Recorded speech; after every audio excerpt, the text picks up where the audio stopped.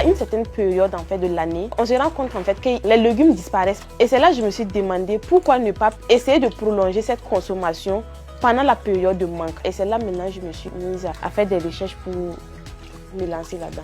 Au départ, je n'avais même pas pensé à créer une marque. Je pensais plutôt consommation. J'ai commencé la transformation. Au fur et à mesure, je me suis rendu compte que j'ai tellement transformé. C'était tellement beaucoup que je ne pouvais pas consommer seule.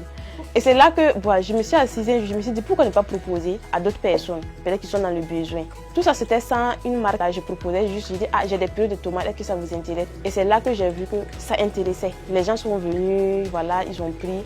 Et je me suis assise, je me suis dit pourquoi ne pas créer une marque.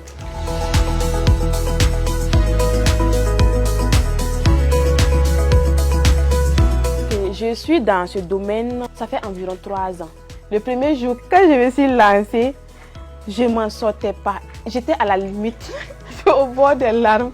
Et je me suis dit, qui m'a envoyé? Vraiment, quand souvent tu es débordé, tu es dépassé par certaines choses, tu te demandes, mais qui t'a envoyé? Sinon, je ne regrette pas en tant que tel.